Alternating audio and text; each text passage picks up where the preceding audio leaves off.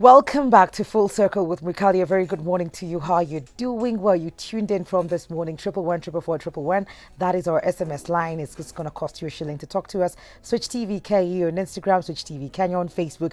And guess what? I still have packages for you courtesy of Hako Industries. And what I'm asking you today is, if you are an ardent viewer of Full Circle, then what are the constant segments that we have on the show throughout the week? Yes. What are the constant segments that we have throughout the show? Just go ahead and send in your answers on our SMS line, and we'll be checking that out. See, two konamali. So 20 to give away. But right now, we have a very interesting conversation coming up. If you are looking to get into a career, you're not so sure about it, what do you need to do? It's time for HR Circle.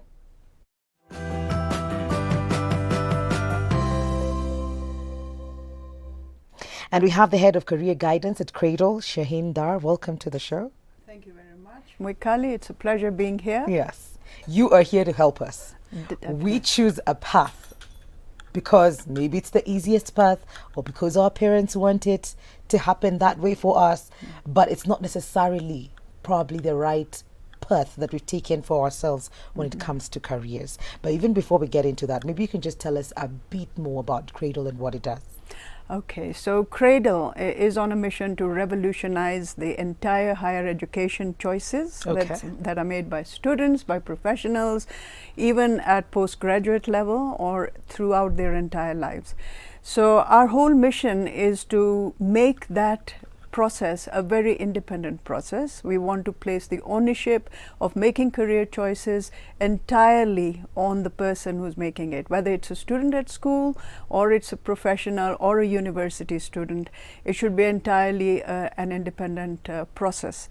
And so that is democratizing that entire process. So we are there to provide support from you, for you, in schools in different ways. The first and foremost one is the psychometric assessment that we've introduced. It's called the Match Psychometric Assessment.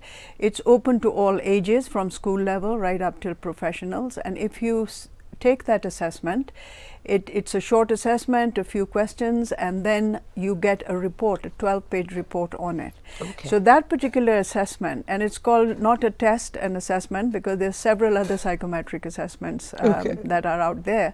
And I feel students really feel very nervous and apprehensive when we call it a test. So we call it an assessment. So what it does is it measures your ability, all right, your reasoning, logical, numerical ability. It looks at inductive reasoning, abstract reasoning, spatial awareness, all right, like for people who want to get into engineering would need a sense of space or architecture. And your numeracy, your literacy, your communication skills, whether they're verbal or written. And then it synthesizes all this information together with your motivators. So what kind of motivators do you have? What is your life purpose? What are your beliefs and values? So it looks, it looks at, is it freedom? Do you want to earn money? What sort of motivates you into that direction? It looks at your interests and your personality. It looks at the Holland's Code. I don't know if you've heard about RIASAC. Holland's Code is a code based on personality. So if you're a very realistic person, you're very hands-on, dexterity, you would get into professions like engineering. You enjoy practical work, down to earth. If you are artistic, obviously, then you have, and sometimes you can be a blend of both. All right, and you're able to know all this through this assessment. Through this assessment, that assessment sort of measures the level you're at. It gives you a score from 0 to 10. So if you're a high score in a particular skill or interest or personality type, then it merges all that together. All right. If you're conventional, you'll go into careers like accounts, where you like clerical work. You're not a people's person. If you're social, you're a people's person. Yes. So entertainment, hotel management, things like that. So at the end of it, it's a synthesis of all that, and it gives you a very holistic picture of who you are, what your interests are, what your motivation is, and the direction that you must take. So that is one of the first integrated tests we've integrated into our system. We're in the process of developing another one for skills, for vocational and technical training, and the third one is based on subject choices. So students in school who are in year 9 or 10, when they have to make choices for their O levels, all right, the KCSE level, and then A levels perhaps, they look at these, they go through this assessment, and it gives them the best top 3 subject choice or subject clusters that you can take, and then there's a no-go choice. For example, if you're not good at sciences or maths, it will clarify that that's not the path for you. Ooh, it would have gone ding, ding, ding on my math. Exactly. So there's a big circle and a cross there. So basically, it's giving a sense of direction. At various levels, even at school level, starting from school level. And then we go beyond, at professional level. And that is one of our basic things. The second service that we offer is training career guidance counselors, and I think that is of key importance to the new incoming CBC curriculum that is going to be released in schools. So we are now training career counselors on the latest state-of-the-art 21st century interviewing skills, all right, which are focused on 21st century jobs. And together with that, we have an in-depth, extensive careers library that we have, resource library, and it's all on careers information and support templates for students, for counselors, all right. So after the training, the students get access, the counselors get access to our resource library. Once the students take the assessment, they're not sure about what career to get into. They get in touch with our trained counselor, and then the counselor actually walks through them, and it's a process that we actually go through, where we interpret the assessment, we look at their record of achievement in school, and we synthesize that, and we develop a career progression plan, which is called a career focused progression plan, which is entirely developed by the student after research and support from the information from the library. Goodness. So that is what actually gives the ownership of making that decision into the hands of the student instead of the parent or peer pressure or pressure from commercial agents who want to push students to do a certain thing. And that happened, and I don't know where was this while we were growing up, because it would have helped many students, because back in the day it was more of what the family is into. We are all doctors in this family, and you need to be a doctor. You can't be an entertainer if you're in this family.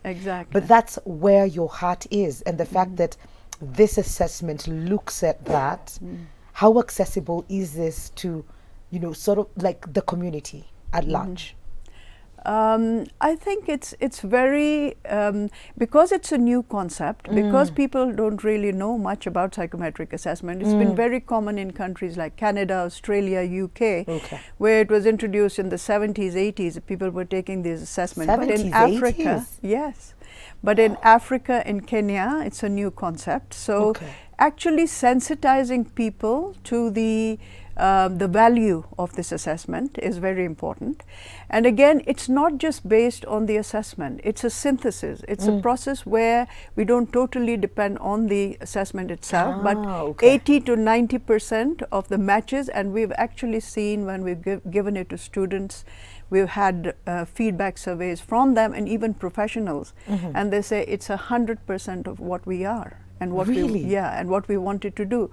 And in cases where there was parental pressure, they realized that we're in the wrong place. We recently held a webinar where people talked about how they were pushed into a particular course at the university, and then what they're doing now is totally different. That is so true.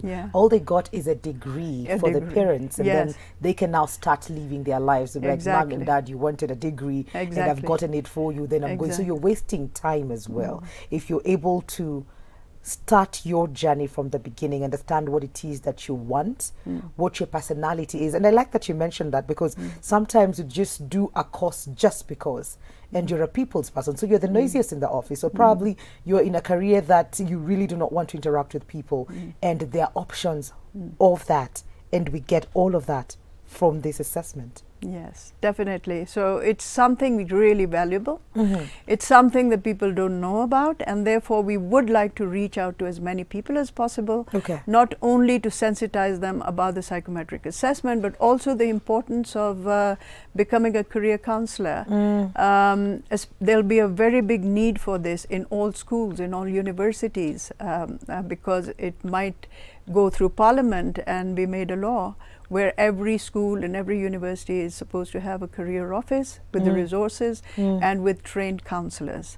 So basically we're trying to fill in that gap, we're trying to fill in that need, all right? And we're looking at future goals in the next 10 to 20 years. Not only that, we have parents who are actually coming in for this course because they have students, and it starts at KCPE level, all right, in upper primary, where I heard, and it was very interesting listening to the journey of the last speaker here. And we've had students reach out to us who've gone through very difficult personal turmoils, just like, you know, the story of the orphans. And we actually have guided those people into TVET courses where, you know, where I could hear him say, I was called a chokora because, you know, I had these clothes, etc. So we actually reach out and help people, and through the TVET, we, as part of our module, is awareness of the TVET courses and the government funding and the support that can be provided. So basically, it reaches out to every level, all right, of people out there, and directs them into something positive instead of them going and committing suicide or getting into a very, you know, degenerative life. We, I think, are creating hope. There is hope in that, because you will get a skill and you probably won't have to go through very you know, tough situations of trying to get money for that, because TVET is affordable and is funded by the government as well. So there's hope there for everybody who's tuned in today and you're wondering, what do? I don't have money. I don't know what to, I don't have any skills. Well, this is the conversation for you. But if I have walked the journey at, say, for example, my level, I am working, this is my career, and I feel the need to change or feel the need to go a different direction. Is there help for me from Definitely. Cradle? Most certainly. Okay. Because, to be honest, with the 21st century kind of skills and courses that are coming up, it's like hitting a moving target. And you know how technology is taking over. So the new millennial generation that are moving in that direction definitely have to be adaptable. So as they're going along their journey, they have to look at which are the transferable skills that I develop that can be adapted to any career, all right? You need to be flexible, you need to be open-minded, you need to be resilient. So basically, I have had a case where somebody in Glasgow, a Kenyan student, qualified in the University of Glasgow. Microbiology was not her forte at all. She was pushed into it by parents because they came from a science background. And she wanted to switch over to teaching literature at a university. So we guided her through, and this can happen at any level, not only, you know, students transitioning into a university, it can even happen after you're into a job. So she wasn't into a job linked to microbiology, she was in administration and wanted to get into lecturing. So what we did is we had a very modern approach. It's called the constructivist interview that you hold. You walk the person through the life journey. We pick up the skills that they have developed, and we can see how those skills can then be transferred into doing something that would actually make it purposeful for that person, and make it lucrative in terms of getting a salary out of it. And so we actually did that, and we realized that this this professional could get into NGOs, could get into a university lecturership in microbiology, reach out to students in schools, and that's what she did in Scotland, to augment and develop training for STEM students, all right, for science, technology, engineering. Yes. And that involves a lot of lecturing, you know, to students, motivating them, introducing new ways of teaching research-based courses. And she was extremely excited about that. Yeah. And so now she is actually on her journey. We developed an action plan. And so there is always hope, no matter at what level you realize that you're perhaps in the wrong profession, it's not giving me job satisfaction. Yeah. And that is where trained career counselors come in. And that there's a need for turning to the career counselor to give you the right direction. I mean, it's just setting up milestones to your future journey. And that's the role of the career counselor. It's not taking over decision making, but the decision making entirely falls in the hands of the counselee. That is true. Yeah. How can people then get in touch if they're looking for help on whatever levels of their career, trying to get into university or after university, changing careers? How can people get in touch with Cradle? So if you go onto our portal, www.cradle, and that spelling is CRAYDEL, .com, it will take you directly onto our portal. So if a student goes onto our portal, the first thing that they have to do is the psychometric assessment. So they log in and they conduct that psychometric assessment, and that will give you the 3 options that are well matched to you. If you decided on that well matched option, you directly go on to our portal where there is a university admissions portal. We have over 120 universities, local, African and international. All right, at international level.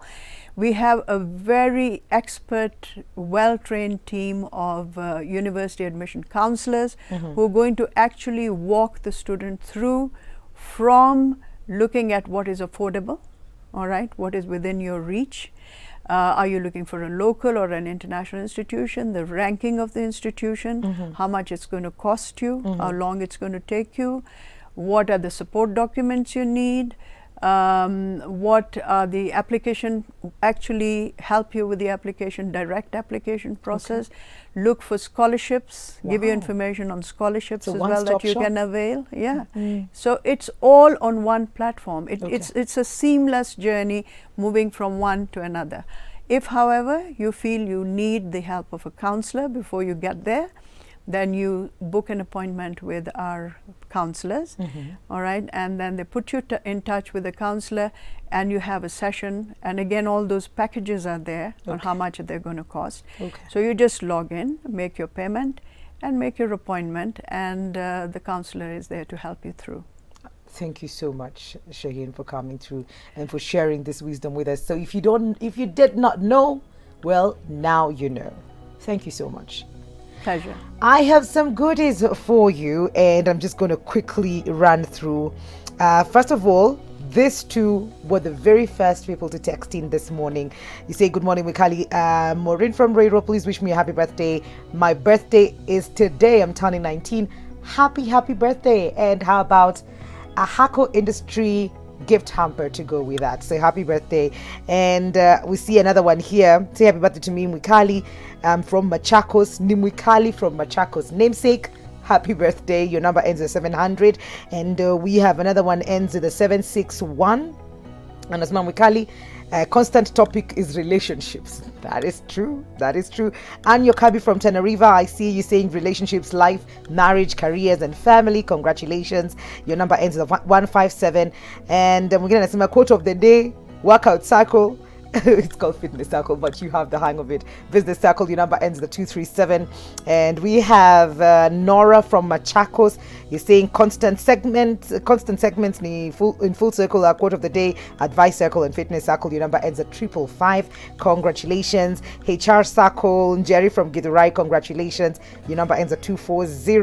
Masi from Gatondo. Your number ends at 577. And Uyu ameacha jina kweli. Your number ends with a 489. congratulations. I still have more hampers to give away. All you have to do is tell me what are the constant segments that come through Full Circle through the week. We'll be right back after this break. Don't go too far.